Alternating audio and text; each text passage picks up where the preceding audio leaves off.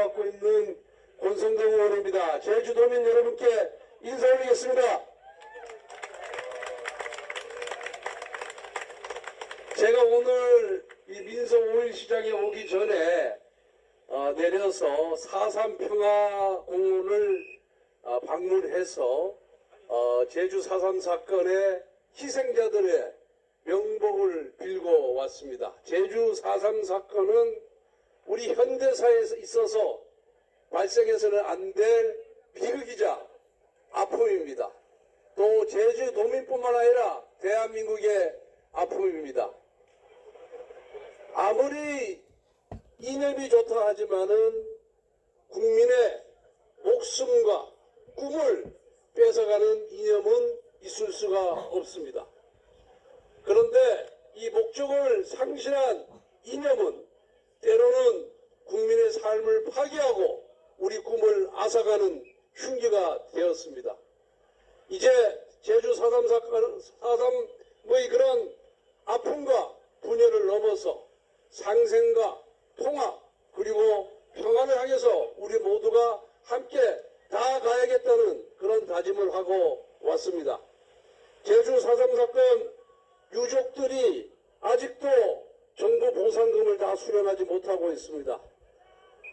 우리가 집권하면은 빠른 시간 내에 이 유족들의 아픔을 치료할 수 있는 보상금이 제때 지급될 수 있도록 최선을 다하겠습니다.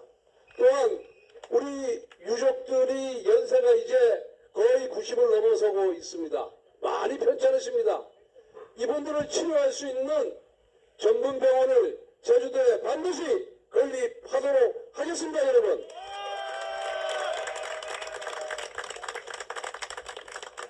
제주는 정말 와볼 때마다 와서 살고 싶은 고장입니다. 너무 공기 좋고 또 인심 좋고 그리고 바람이 너무 맛있어서 늘 올 때마다 기분 좋음을 느낍니다. 예, 잘 오셨습니다. 경기도에서. 그런데 이번 대통령 선거 얼마나 중요합니까? 저는 이번 대통령 선거의 시대 정신은 국가 정상화라고 봅니다. 지금까지 비정상적으로 운영되어 왔습니다. 우리 윤석열 정부는 취임한 지 3년 동안 국민의 마음을 헤아리고 보듬는데 많이 부족했습니다. 그리고 정말 하지 말아야 할 계엄을 선포했습니다. 이로 인해서 윤석열 대통령은 헌재에서 탄핵 결정이 되고 법적인 책임을 지금 지고 있습니다. 그러면 민주당은 잘했냐? 이재명은 잘했느냐? 여러분들 한번 보십시오. 우리 정부는 우리 대한민국은 입법권, 행정권, 사법권 이렇게 나누어서 각자 기능을 발휘하도록 되어 있습니다. 그래서 입법권은 입법권대로, 행정권은 행정권대로, 사법권은 사법권대로 각자 기능을 다하면서 서로 견제하고 균형을 깨함으로써 민주주의를 완성하고 국민의 인권을 보호하도록 우리 헌법이 설계를 해놨습니다. 그런데 이재명 후보가 민주당의 당대표가 되면서 그리고 이재명 후보가 대장동, 백현동, 선거법 위반 등 각종 부정과 비리로 수사받고 재판받으면서 민주당이 국민이 부여한 신성한 입법권을 남용하기 시작했습니다. 오로지 이재명 한 사람을 살리기 위해서 국민이 위임한 입법권을 제 멋대로 행사하기 시작한 겁니다. 이재명 한번 보십시오. 민주당 당대표가 된 후에 작년 22대 국회의원 총선거에서 자기한테 반대되는 민주당 내의 모든 세력을 다 축적했습니다. 그래서 오직 하면은 어떤 말이 나왔습니까? 비명, 이재명을 찬성하지 않는 인사들은 횡사한다. 비명 횡사란 말이 나와서 다 숙청하고 오로지 이재명을 지지하는 사람들로만 민주당 의석을 다 채웠습니다. 그 민주당의 다수 의석을 갖고 입법권을 남용해서 계속해서 탄핵하고 특검하고 그리고 예산도 일방적으로 삭감할때 통과시켜 버렸습니다. 국정이 마비가 됐습니다. 행정권력이 마비가 됐습니다. 그래서 입법권이 행정권력을 마비시키고 나가고 난 다음에 최근에 대법원에서 어떻게 했습니까? 이재명의 공직선거법 위반, 허위사실 공표죄를 유죄 취지로 파기환송하자, 확정하자 이제 사법부를 겁박하기 시작했습니다. 조희대 대법원장 그리고 찬성한 10명의 대법관들에 대해서 특검하겠다, 국정조사하겠다, 청문회하겠다 이렇게 나서면서 압박하기 시작했습니다. 이게 뭡니까? 입법, 사법, 행정이 다 분리가 되어 있는데 자기가 입법권도 행사하고 행정권력도 마비시키고 사법권력도 압박시켜서 입법, 사법, 행정, 상권 분리가 아니라 상권 통합을 해서 독재를 하겠다는 거 아니겠습니까? 이거 우리가 용납해서 되겠습니까, 여러분? 우리 국민들이 그동안 대한민국 정부 수립 위에 권위주의 정권이 있었습니다. 여러 정권이 있었지만은 우리 국민들의 열렬한 민주화 투쟁으로 오늘날 민주주의가 가장 발전된 대한민국을 만들었습니다. 그런데 이 고도로 발전된 민주주의가 이제 파괴되기 시작했습니다. 헌법이 부정당하고 있습니다. 상권 분립을 지킬 수가 없는 그런 지경에 이르렀습니다. 이거 우리 국민들이 막아야 하지 않겠습니까, 여러분? 특히 제주도민들이 막아야 됩니다. 저는 이 이재명 세력, 이재명의 일당 독재를 보면서 이제 대한민국의 민주주의는 조종을 울리고 있구나. 대한민국의 헌법은 파괴되고 있구나. 우리 민주체제가 과연 언제까지 지속되겠느냐 하는 그런 두려움과 걱정에 매일 휩싸이고 있습니다. 그리고 어떻게 했습니까? 여러분들 운전하다가 교통신호 위반하면은 범칙금 내죠. 가다가 길에서 침 뱉어도 또 과태료 내죠. 다 법을 위반하면은 거기에 상응한 처벌을 하게끔 되어 있습니다. 그런데 허위사실 공표죄가 대법원에 의해서 유죄로 확정되자 이제 어떻게 하고 있습니까? 공직선거법상의 허위사실 공표죄를 폐지하는 법안이 법사위에 통과됐습니다. 즉 이재명 한 사람을 위해서 범죄 행위를 없애겠다는 겁니다. 이거 용납할 수 있습니까, 여러분들? 권력이라는 거는 국민 대다수를 위해서 쓰라고 부여한 겁니다. 원래 국회의원의 대통령이 마음대로 쓰라고 권력을 준 게 아닙니다. 우리 국민들이 갖고 있는 권력을 대통령과 국회의원이 또 도지사와 시장이 우리 국민 다수의 이익을 위해서, 대한민국의 이익을 위해서, 그 고장의 발전을 위해서 사용하라고 우리 국민들이 잠시 맡긴 겁니다.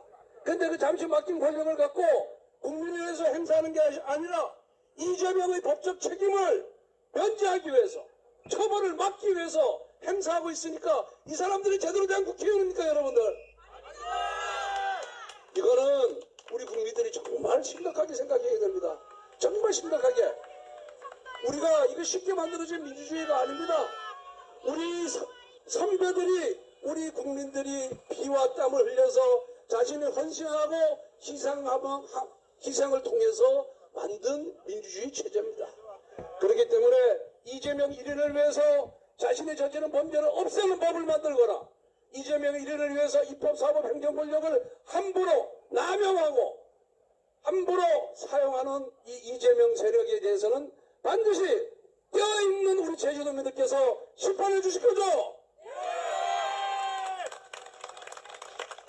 그러면 왜 김문수 후보를 대통령으로 만들어야 되냐? 여러분들 김문수 잘 모르죠? 아마 아시는 분도 있지만 잘 모르시는 분도 있을 겁니다.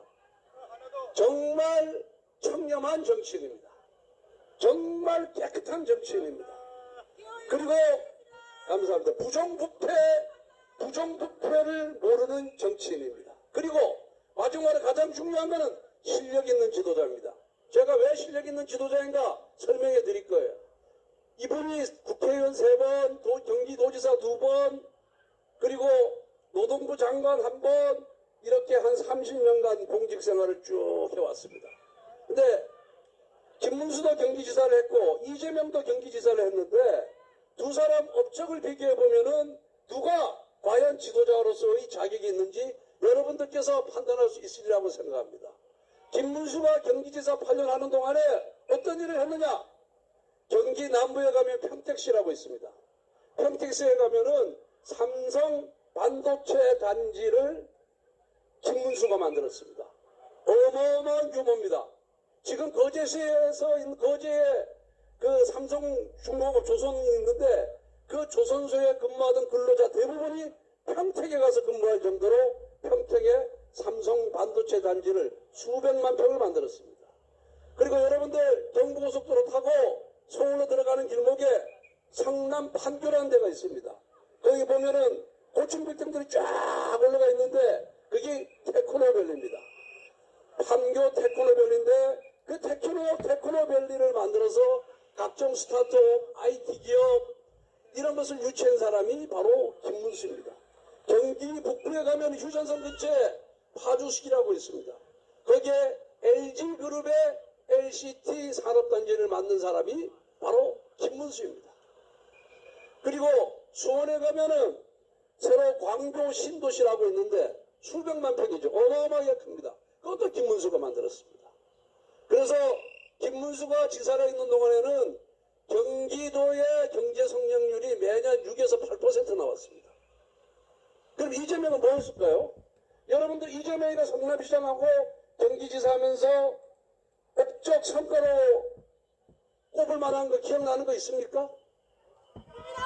아무도 없습니다. 당군 이래 최대 사기 사건, 최대 부정부패 사건이 뭔지 아십니까? 대장동 백촌동 사기 사건입니다. 그 대장동 백촌동 사건 누가 저질렀죠? 그렇습니다. 이재명은 성남시장 경기지사 할 때 결국 범죄만 저질렀습니다. 그러면 한번 보십시오.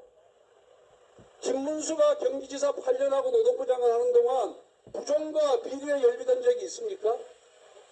단 한 건도 없습니다. 워낙 청렴하기 때문에. 그리고 그 측근 중에 수사나 조사받았다는 거 얘기 들어본 적 있습니까? 아무도 없습니다. 아무도 부정과 비리를 저지른 적이 없었기 때문에 그렇습니다. 그럼 이재명은 어떻습니까?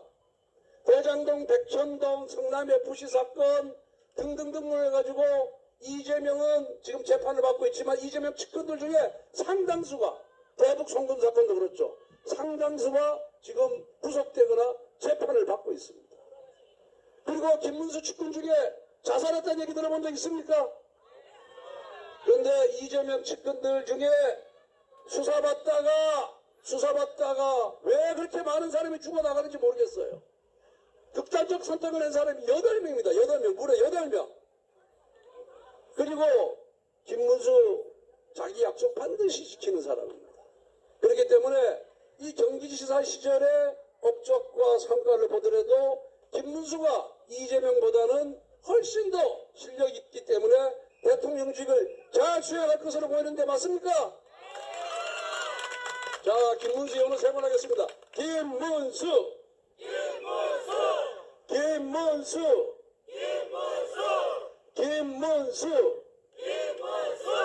그리고 공직자는 말이에요. 공금을, 국가 예산을, 지방 예산을 정말 깨끗하게 사용해야 됩니다. 국민을 위해서 사용해야 됩니다. 공익을 위해서 사용해야 됩니다. 자기 개인을 위해서 사용하면 안 되죠? 그런데 이재명하고 이재명 부인 보십시오. 경기도의 법인카드로, 경기도의 예산으로 과일 사 먹었죠. 고기 사 먹었죠. 제사 비용 썼죠. 그리고 선거 비용 썼죠. 그런데 김문수나 김문수 부인이 그렇게 썼다는 얘기 들어보신 적 있습니까? 원래 바늘도둑이 옛말에도 소도둑 된다 그랬습니다. 그 과일 사 먹고 고기 사 먹고 이 돈을 지 개인 호주머니에서 지사 봉급도 많은데 시장 봉급도 많은데 자기 봉급으로 써서 되는데 왜 경기도 예산을 갖다 씁니까? 그 도둑 아닙니까?